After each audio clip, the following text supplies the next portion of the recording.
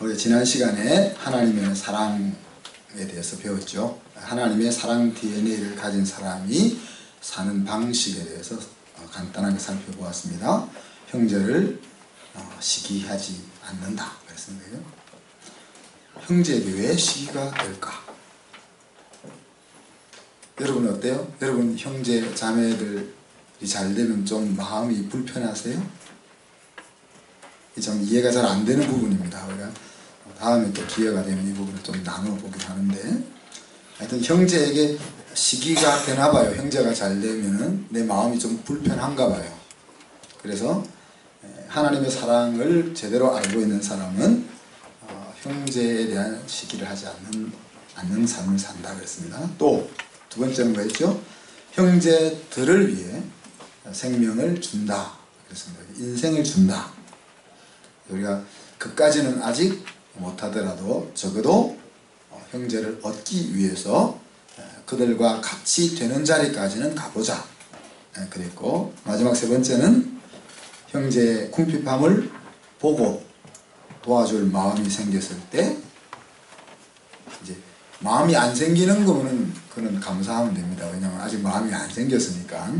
사실 하나님이 하라고 하는 건 아니죠. 그런데 마음속에 어떤 때는 형제의 궁핍함을 봐도 도와주어야 되겠다 하는 불쌍히 여기는 마음이 안 들 때는 상관이 없어요. 그죠? 그런데 불쌍히 여기는 마음이 들었는데 그것을 어떤 이유로서든지 그 마음을 묵살시키는 경우가 있잖아요.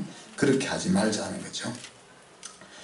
하여튼 우리가 계속 살펴보는 것은 사랑이 담겨있지 않는 그 어떤 대단한 것도 하나님의 자녀로서의 인생에는 의미가 없다 하는 것들을 우리가 보고 있는 겁니다. 오늘 읽었던 본문은 저에게 있어서는 한편의 시처럼 다가오는 본문입니다. 그래서 읽고 또 읽다 보면은 어느새 마음이 따뜻해져 오는 그런 이제 말씀 중에 하나죠. 이 본문을 실천적인 관점에서 한번 살펴볼 수 있기를 바랍니다. 먼저 사도 요한이 서로 사랑하자 하는 권면의 대상이 누구죠? 물론 오늘 이 요한서신은 모든 세상의 성도들에게 열려있는 편지입니다. 그래서 누구에게 딱 정해져서 보내진 편지가 아니고 모든 그리스도인들이 들었으면 하는 그런 내용의 편지입니다. 그렇지만 이 편지가 마음에 들려질 사람은 누구라는 거죠? 실제로 보면은 사랑하는 자들아 그렇게 불렀잖아요. 여기서 사랑하는 자들아 라는 말은 beloved 그랬으니까 뭡니까? 하나님의 사랑을 받은 자들아 그런 뜻입니다. 그러니까 오늘 이 사랑의 실천의 메시지를 들어야 될 사람은 하나님의 사랑을 입고 있는 사람, 하나님의 사랑이 내 마음을 뭉클하게 하는 사람이 이 편지를 받아야 된다는 거예요. 바로 하나님의 사랑을 입어 자녀가 된 사람들, 또 그 사랑을 깨닫고 그 사랑의 힘으로 살아가려고 하는 사람들, 이 사람들은 바로 하나님을 아는 사람들이라고 우리가 말할 수 있겠죠. 또 하나님과의 사귐이 있는 사람들이라고 말할 수 있고, 하나님의 빛을 받아서 어두움에 머물지 않고 빛 가운데 사는 사람들이라 그렇게 말할 수 있습니다. 자, 그런데 이제 우리가 서로 사랑하자 그렇게 권고하고 있잖아요. 그죠? 왜 사랑하자고 계속 권고하고 있을까? 사도 요한이 왜 서로 사랑하자 이렇게 계속 권고하고 있을까? 오늘 말씀은 사랑하지 않은 자는 하나님을 알지 못하고 하나님께 속하지 않았기 때문이다 라고 이야기합니다. 그죠? 만약에 우리가 사랑하지 않는다면 하나님이 누구인지를 제대로 인식하지 못하고 있다는 말이고, 또 더 확장해 나가면 내가 교회를 다니고 있어도 하나님께 속해 있는 존재가 아니라는 이야기예요. 그러니 요한은 여기서 우리가 서로 사랑해야 돼 라는 말을 계속 반복해서 할 수밖에 없는 위치에 있는 겁니다. 우리가 요한서신을 보면서 요한의 별명이 무엇이었다고 하죠? 우리의 아들. 자, 버럭하는 이 소리는 언제 질러지는 거죠? 예? 안 질러봐서 모르세요? 지르는 것을 들어보셨잖아요. 언제 이 불같은 성격이 발현됩니까? 예? 화가 날 때. 또 화가 날 때도 맞는데, 그 화가 나는 이유 중에 하나가 주로 사실을 중심으로 살아갈 때 이 버럭이 일어난다는 거죠. 왜? 이것 이렇게 해야 되는데 계속 이야기함에도 불구하고 이렇게 안 하니까. 근데 예수님을 만나고 나서 사도 요한이 이 편지를 쓸 때까지 약 60여 년이 지났습니다. 그죠? 60여 년 동안 주님의 길을 걸어간 후에 사도 요한이 내린 결론이 뭐예요? 사실이 중요하지 않다. 그래서 버럭하는 사람에서 사랑하자 하는 사람으로 변화되는 거예요. 특히 사도 요한은 지금 어디에? 관모섬에 유배되어 있습니다. 유배되어서 인생을 쭉 돌아보면서, 야, 내가 그때 교회를 세우기 위해서, 하나님 앞에 영광을 돌리기 위해서 버럭을 얼마나 많이 했는데, 다 뒤돌아보니까 가장 중요한 것은 서로 사랑하며 사는 거다 하는 것을 깨닫는 거죠.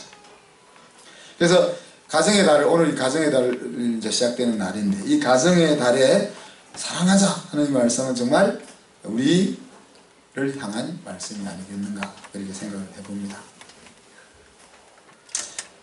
고린도전서 13장 1절로 3절에 보면은 이 땅과 새 땅에서도 소용되는 유일한 것이 뭐라고 했습니까? 사랑이라 그랬습니다. 그렇죠? 그래서 내가 천사의 말과 방언을 할지라도 사랑이 없으면 내가 아무것도 아니요. 천사의 말과 사람의 방언을 하는 것이 얼마나, 하나님 주신 방언을 하는 것이 얼마나 놀라운 신앙입니까? 그죠? 그런데 내가 그런 대단한 신앙을 가지고 있어도 내 마음속에 사랑이라는 것이 담겨서 행동으로 나타나지 않는다면 그것은 아무것도 아니다. 하나님의 관점에서는. 또 내가 예언하는 능이 있어 모든 비밀과 모든 지식을 알고 또 산을 옮길 만한 믿음이 있어도, 여러분 신앙생활 하는 사람들이 다 추구하는 거 아닙니까? 이 신령한 하나님의 세계를 알고 그 신령한 삶을 사는 것을 다 추구하지 않습니까? 그런데 그런 것이 있어도 뭐예요? 사랑이 없으면 I'm nothing. 아무것도, 내가 아무것도 아니다.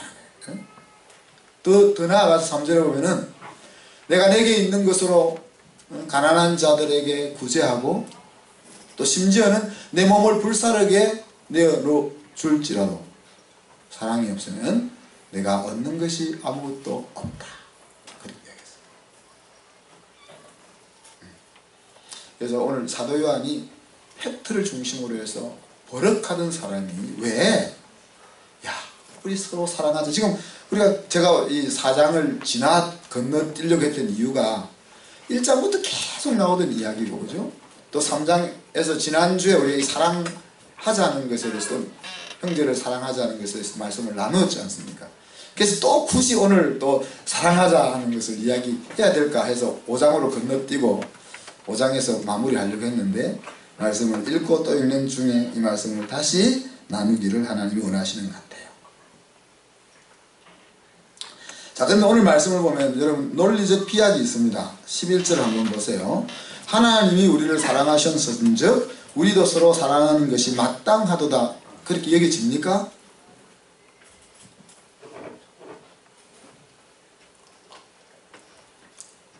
우리 학생들을 지금 계속 자기 주도적 인식을 시키려고 애를 쓰고 있습니다. 왜냐하면 자기가 공부하려고 하지 않은 것에, 자기가 알고 싶어 하지 않은 것은 자기 지식이 안 되니까, 시험 치고 잊어먹는 지식이 되니까, 지식이 인생을 윤택하게 만드는 그 지혜로까지 가기 위해서는 자기 인식이 돼야 되니까, 그렇죠? 근데 여기서 여러분 이 말씀도 마찬가지예요. 하나님이 우리를 사랑하셔서 우리도 서로 사랑하는 것이 마땅하도다 그랬는데 진짜 마땅하게 여겨지세요? 이 말이 논리적 비약이 있는 말입니다. 자, 정상적으로 말하면 뭐예요? 하나님이 우리를 사랑하셨으니까 우리가 그 하나님의 사랑을 알고 경험했다면 그 다음에 당연히 이어서 나와야 될 말은 어떤 말입니까? 야, 너도 하나님을 사랑해야지. 그 말이 맞는 거잖아요. 그죠? 야, 내가 너 사랑하는 것 깨달았지? 경험했지? 그러면 너도 나를 사랑해야 되지 않니? 이게 이제 논리적인 순서죠. 그죠? 그래서 하나님을 사랑을 알았으면은 하나님을 사랑하면 되지 왜 형제를 사랑해야 하는가? 라고 반문이 나와야 된다는 거예요. 그래서 우리가 말씀을 대할 때 계속 주도적 인식을 해야 된다는 거예요. 안 그러면은 듣고 돌았으면 잊어먹는 거예요. 주도적 인식이 되면은 말씀을 외우려고 할 이유가 없어요. 그냥 머릿속에 외워져 있으니까. 우리가 자꾸 외워도 또 잊어먹는 이유는 그냥 외우기 때문에 그런 거예요. 이것을 자기의 삶과 연결시켜서 인식하는 과정을 거치고 나면은 토시는 틀릴 수 있겠죠. 그렇지만 그 내용은 내 삶 속에서 나온다는 이야기죠. 그죠? 그래서 그 이 논리적 비약이라는 말은 이 본문 속에서 생략되어 있는 구체적인 이유들을 우리가 찾아볼 수 있다는 거예요. 그래서 벌쩍 뛰어서 야, 내가 너 사랑하는 거 알았지? 그럼 이제 형제 사랑해? 이렇게 말했지만 그 가운데 비약된 부분이 오늘 말씀 속에 흩어져서 설명되고 있다는 겁니다. 흩어져 있는 첫 번째 것은 사랑할 수 있는 사람이 되었다는 겁니다. 우리가 19절에 보면은 우리가 사랑함은 그가 먼저 우리를 사랑하셨습니다. 그랬죠. 자, 우리가 다른 사람을 사랑할 수 있는 이유는 하나님이 먼저 우리를 사랑했기 때문에 이제 우리는 사랑할 수 있는 사람으로 변했다는 이야기입니다. 마치 하나님의 생명이 우리에게 들어와서 이제 우리는 하나님의 자녀가 되었다. 우리는 새로운 피조물이 되어서 하나님께 열매를 맺는 인생이 되었다. 라는 것처럼 과거에는 우리는 사랑할 수 없는 존재인데 내가 사랑하려고 해도 그 사랑이 발현될 수 없는 존재인데 내가 하나님의 사랑을 먹었기 때문에 하나님의 사랑을 경험했기 때문에 이제는 나도 그 사랑을 할 수 있는 그런 능력을 가지고 있다 하는 것이 이제 그 생략되어 있는 내용 중에 하나입니다. 두 번째는 자 이렇게 이야기하죠. 보이지 않는 하나님을 보는 길은 뭐라는 거예요? 서로 사랑하는 거다. 그렇게 이야기하면서 네가 보이지 않는 하나님을 만지려고 하고 보려고 한다면 그것은 사랑하는 것을 통해서 할 수 있어. 또 네가 정말 하나님의 사랑을 정말 내 것으로 가졌느냐 가지지 않았느냐 하는 것을 확인하는 길은 뭐라는 거예요? 형제를 사랑하고 있느냐 하는 것을 보면 돼. 그 내용이 생략되어 있는 거예요. 그래서 하나님이 우리 안에 살아있다는 것이 내 속에서 하나님 살고 있다는 증거가 내가 사랑할 수 있다는 거고 또 하나님의 사랑이 나에게 완성되어지는 것이 바로 형제를 사랑하는 것에서 완성되어진다는 이야기입니다. 제가 계속 이야기하는 거지만 하나님의 우리 각자를 향한 사랑은 처음부터 완전한 사랑입니다. 그렇지만 그 완전한 사랑을 느끼는 것은 다 다르지 않습니까? 그죠? 네. 그래서 어떤 사람은 오늘 18절에 나와 있는 것처럼 이 세상 어떤 것을 만나도 두려움이 없는 그 하나님의 사랑을 자기 것으로 누리고 있는 사람이 있는가 하면은 발 하나 밖으로 디디는 것이 두려운 사람도 아직 있는 거죠. 네. 그래서 하나님의 사랑을 우리가 다 알고 있다고 하지만은 또 다 경험하고 있다고 하지만은 또 하나님이 나를 사랑하셔 나도 하나님을 사랑해 그렇게 말하고 있지만은 사실 형제를 내가 사랑하느냐 하지 않느냐에 따라서 내가 정말 형제를 사랑하는 자리까지 나아갈 때 나를 향하여 베풀어 주고 계신 그 하나님의 사랑이 온전히 내 것으로 된다 하는 것이 이제 두 번째 생략되어 있는 내용이라는 거죠. 그 다음 마지막 세 번째 비약의 상황은 뭡니까? 사랑을 주신 그분의 당부다는 거죠. 그 생각되어 있는 게, 난 너에게 내 목숨을 주면서 내 사랑을 너에게 보여줬어. 그러니 야, 너 내 말 좀 들어줘. 내가 너에게 부탁하는 것은 너 형제를 사랑하는 거야. 이 내용, 이 세 가지가 이 가운데 빠져있기 때문에 논리적 비약이 일어났다는 겁니다. 그래서 오늘 말씀 뭐예요? 하나님을 사랑하는 자는 형제를 사랑할지라, 그렇게 이야기했고, 21절에서 이것은 주님께로부터 받은 명령이다, 그렇게 말씀을 하고 있는 것입니다.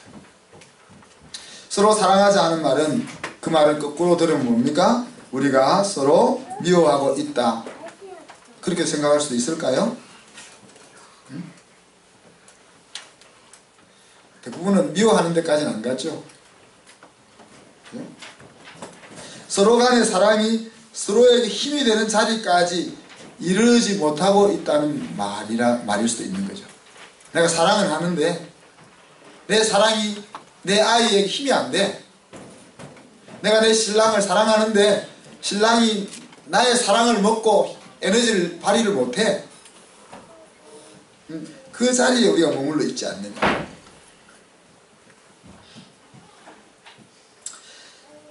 그래서 사실 오늘 이 말씀은 우리의 가정이 사랑이 넘치는 곳이 되도록 만들어야 한다 하는 말씀입니다. 그리고 우리가 몸담고 있는 이 그리스도의 공동체인 교회가 바로 그런 곳이 되게 해야 한다 하는 것이 분명한 거죠. 무슨 말이에요? 내 아내 때문에 내가 주저앉고 싶은데 아내의 사랑의 힘이 나를 다시 일어설 수 있게 만들고, 우리 아이가 세상에서 이것저것 힘들지만은 엄마 아빠의 사랑의 힘이 그 힘든 것을 너끈히 이겨낼 수 있게 만들어줘요.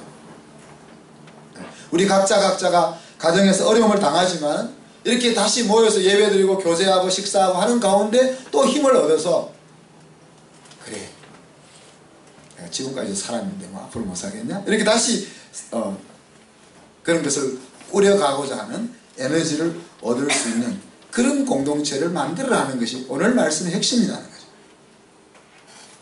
험악한 세상에서 가장 필요한 것이 바로 이 사랑의 공동체 안에서 사는 것이라고 말할 수 있다. 제가 오늘 주보에서 이제 웅이 생각해서 어린이날 자녀에게 줄 수 있는 가장 귀한 선물이 뭘까? 설교 준비하는 것보다 이거 쓸 때 더 시간 많이 걸렸어요. 그래서 밤 1시까지 말재주가 없어가지고 쓰다 보니까 또 아닌 것 같고.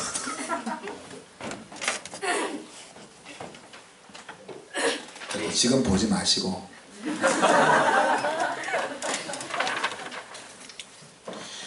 그걸 쓰면 지금 나를 힘들게 하고 내가 다른 사람들을 힘들게 하는 그 부분의 대부분이 우리가 자라면서 이런 사랑의 울타리 속에서 경험이 부족해서 그렇다 하는 거죠. 어떤 경우는 이런 사랑의 공동체를 아예 경험하여 보지 못하고 오늘 우리 이 자리에까지 와 있을 수도 있고, 그 사랑의 공동체를 경험했지만 너무 미약해서 미약한 가운데 오늘날에 우리가 만들어지기도 했다는 거예요.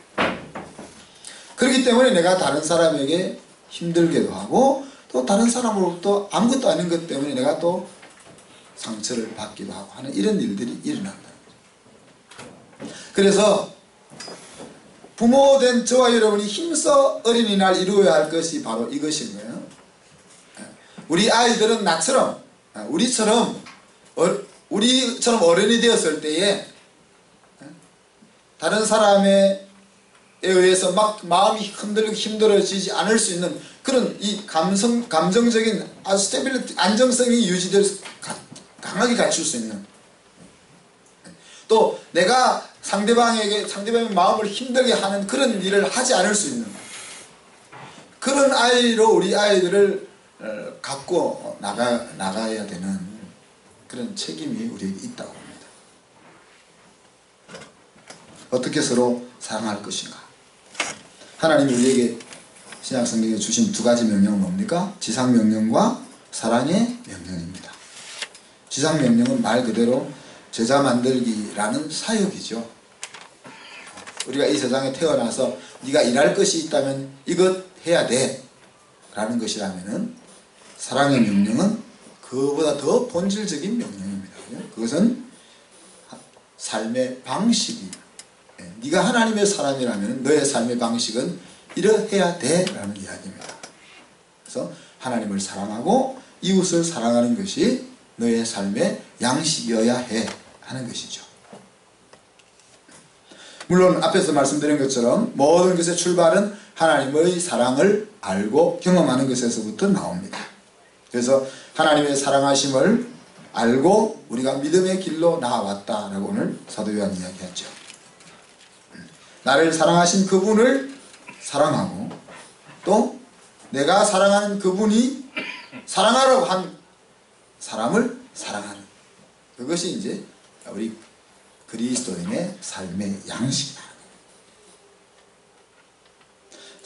착한 사마리아인의 비유에서 예수님은 이웃을 누구라고 이야기했습니까?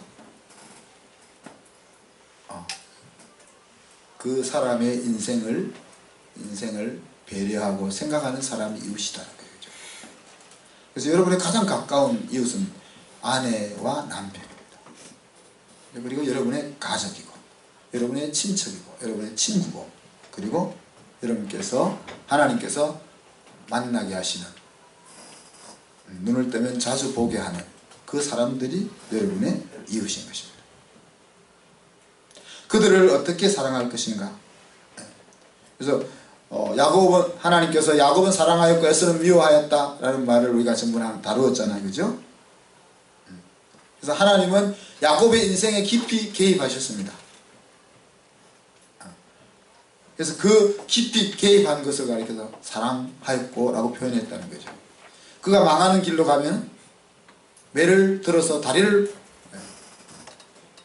분질러서라도 다른 자리에 앉혀놓는, 여러분이 과연 앞에 이야기했던 그 형제의 행복에 하나님 이 야곱의 인생에 개입한 것처럼 그렇게 개입할 수 있겠습니까?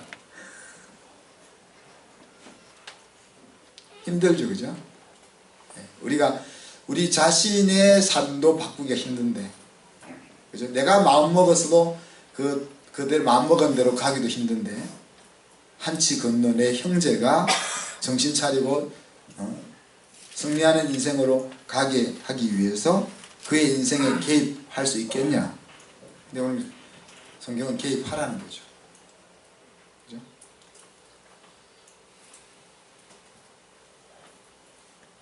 그래서 여러분이 개입할 수 있는 그 범주를 한번 정해 보십시오. 나는 적어도 내 아내의 인생에는 개입할 거야.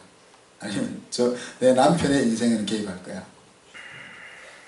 난 조금 더 우리 새끼들의 인생까지 내가 개입할 거야. 아니면 나는 우리 부모님들 또 우리 형제들까지 개입할 거야. 아니면 난 친척까지 개입할 거야. 아니면 난 누구까지. 우리가 다 뭐 하나님이 하라 한다고 다 할 수 있는 것도 아니고, 그러니까 내가 오늘 하나님이 하라 하시니까 안 할 수는 없잖아요. 불순종할 수는 없잖아요. 근데 순종을 하지만은 내 능력의 한계 속에서 우리가 순종할 수밖에 없으니까 내가 형제의 행복에 개입할 수 있는 범위를 한번 정해 보십시오. 그리고는 고린도전서 13장에 나와 있는 그 사랑의 행동들을 한번 실천을 좀 해보시면 좋겠습니다. 4절부터 아마 8절까지인가 그렇죠? 거기 보면 내가 사랑할 때 나타날 수 있는 여러 가지 액션들이 소개되고 있습니다. 오래 참고, 오래 참는다는 말은 뭐라고 했죠? 참음의 끝이 없다. 그래서 베드로가 예수님에게 70번씩 7번이라도 할 때 그 490번 해라는 것이 아니고 참는 데는 끝이 없다는 거예요. 1000번 참다가 1001번째 터지면은 참은 것이 아니고 벼르고 있는 거죠. 1001번째 일치기를 기다렸다가 1000번 참았던 거를 그대로 다 갚아주는 거예요. 그건 참는 것이 아니다. 참는 것은 인내의 끝이 없는 것이 참는 거다. 그래서 그 다음에 온유하다. 온유하다는 말을 다르게 그냥 여기서 이제 밍넷으로 안 쓰고 kind로 해서 그냥 친절하다. 생각 친절하다. 친절하게. 사근사근하게. 고객님? 불편한 것은 없으십니까? 그렇게 어색해. 평소에 그렇게 안 살아가지고 그런 소리 들으면 어색하죠. 여보, 불편한 것이 없어? 그렇게 이제 또 시기하지 않는다 그랬죠. 뭐 이건 제가 말 안 해도 알 거고, 자랑하지 않는다, 교만하지 않는다, 뭐 일단 이해되겠죠. 무례히 행치 않는다. 이게 좀 생각을, 우리가 너무 가깝기 때문에 무례히 행할 때가 있습니다. 무례히 예를 갖추지 않고, 부부와 또 부모 자식 사이는 한없이 가깝잖아요. 그죠? 가깝잖아요. 그래서 창세기에서는 벌거벗어서도 부끄럽지 않는 관계가 부부의 관계인데, 그렇다고 무례히 행하면 안 되는 거예요. 이불 속에서 방구 막 끼고 그러면 안 돼요.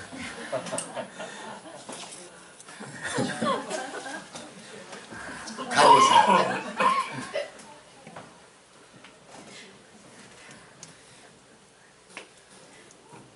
그렇다고 이 사와요, 그릇 사와요, 저릇 사와요, 이것도 아니죠. 그죠?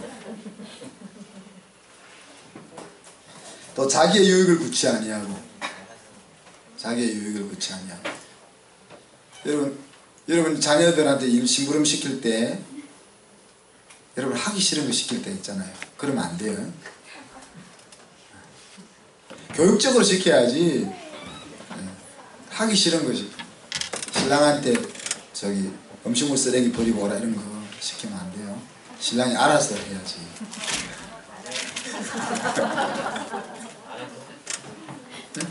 그러니까 do not self-seeking, 자기의 유익을 추구하지 않는다 그랬잖아요. 그러니까 내가 좀 불편해도 상대방을 배려해서 내가 먼저 움직여줄 수 있는 그런 것이 필요한 거죠. 성내지 아니하고, 근데 이건 성내지 아니한다 하면 부담이 되는데, 영어 성경에는 not easily angered 했으니까 화를 좀 쉽게 내지 않고, 화를 내더라도 좀 쉽게 내지 않고, 그 다음에는 악한 것을 생각지 않는다는 말은 keeps no record of wrongs. 잘못된 것, 하나님은 우리가 회개하고 용서받은 것에 대해서는 기억도 안 한다 그랬잖아요. 그죠? 근데 여러분은 자꾸 기억하잖아요. 그래서 지나간 과거는 떠올리지 말라는 거예요. 아내가 잘못했던 것이나, 남편이 잘못했던 것이나, 아이들이 잘못했던 것이나, 부모가 우리에게 잘못했던 것이나, 지나간 것은 지나간 것이죠. The old has gone, the new has come 했는데, 왜 새 것이 왔다 했는데 왜 자꾸 지나간 것을 끄집어요? 새 것 하기도 바빠 죽겠잖아요. 그죠? 지나간 것을 자꾸 떠올리니까 새 것을 할 틈이 없는 거예요.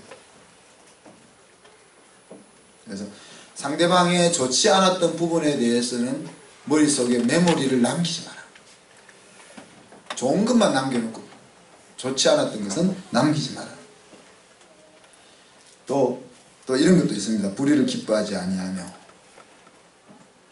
진리와 함께 기뻐하고. 그러니까 아무리 내가 사랑하는 사람이라도 그 사랑하는 사람이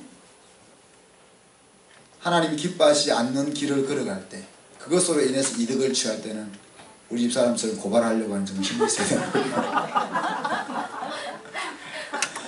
네, 그 정신이 있어야 되는 거죠.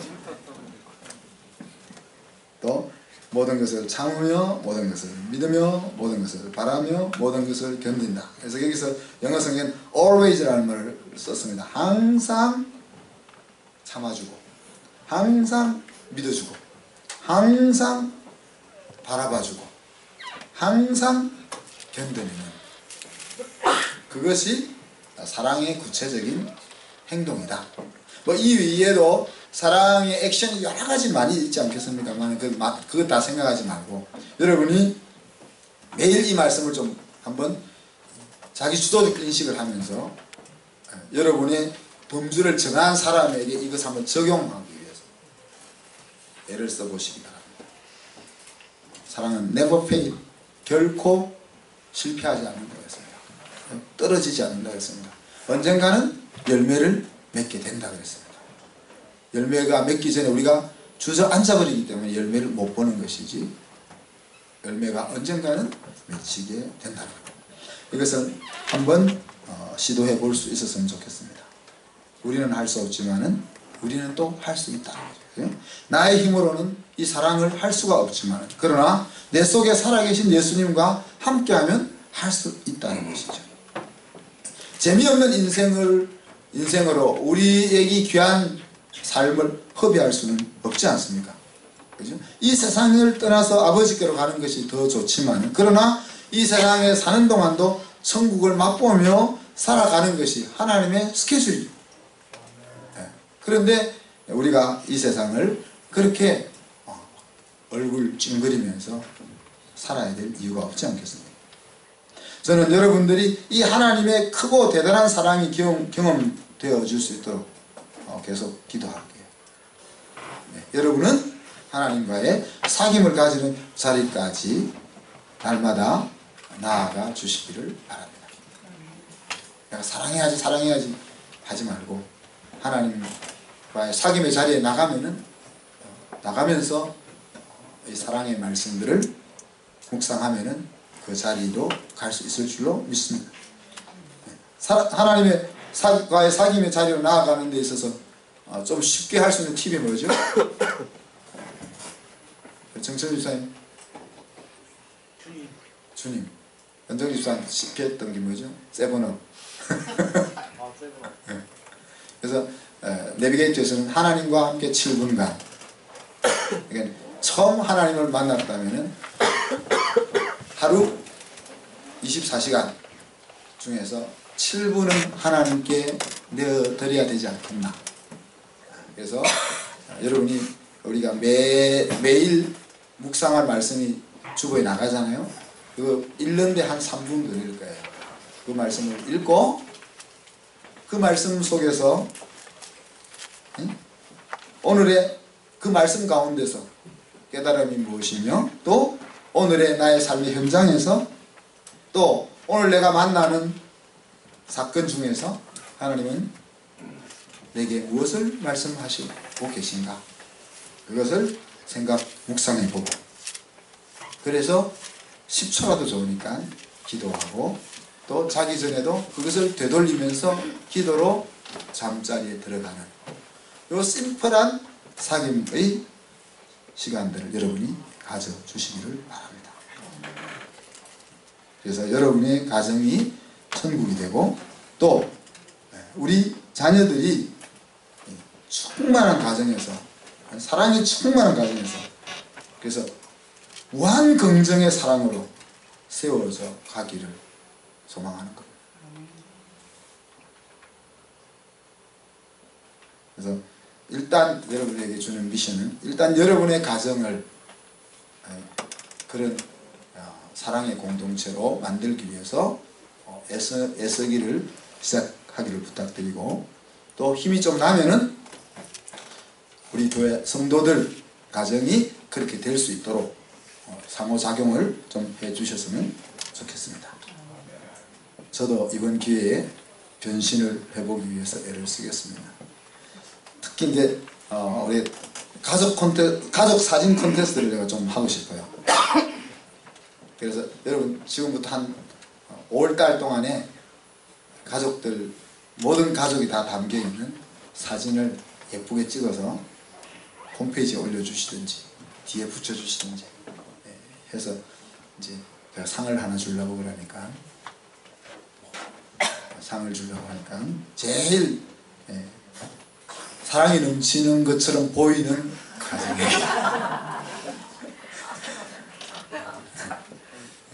가식적인 그 표정은 금방 우리가 다 캐치해낼 정도는 되죠. 그래서 사랑이 무르익는 모습의 가정을 사진을 찍어서, 아미는 아빠도 다 들어오게 찍어서, 이걸 하는 이유는 이렇게 각 가정끼리 서로 상호 책임을 좀 했으면 싶어서 그렇습니다. 그래서 우리가 제가 이렇게 짝을 지어주지 않겠지만은 저 사진을 우리가 각 가정들 사진을 벽에다 붙여놓으면은 이번 올 한 해 동안 나는 이 가정과 상호 책임을 하겠다. 그래서 그 가정의 사랑의 분위기가 충만해지도록 기도하고 격려해주고 물어보고 그 일들을 주고 받았으면 좋겠고, 이게 제가 잘 못하는 거잖아요. 그래서 저도 이번 기회를 통해서 변신을 시도해 보려고 합니다. 네, 기도합시다. 하나님, 사랑과 은혜를 감사합니다. 하나님의 사랑을 입은 자는 사랑이 충만한 공동체를 만들고 그 공동체를 통하여 무한 긍정의 사람들을 세워나가는 것임을 배웠습니다. 주님, 우리의 마음속에 아픔이 있고 우리의 마음속에 상처와 여림이 있는 것은 우리가 자라면서 이 사랑이 부족했기 때문인 것을 우리가 기억합니다. 주님, 예수가 그리스도라는 복음은 이 부족함도 충분히 채워줄 수 있는 능력인 것을 저희들이 믿습니다. 주님, 우리가 예수 그리스도의 사랑을 통하여 우리의 인생 가운데 부족했던 이 사랑을 체험받게 하시고 우리의 자녀들에게는 더 낫고 더 온전한 사랑의 터전을 마련해 줄 수 있는 저희들이 되게 하여 주옵소서. 감사드리며 예수 그리스도 이름으로 기도하옵나이다. 아멘.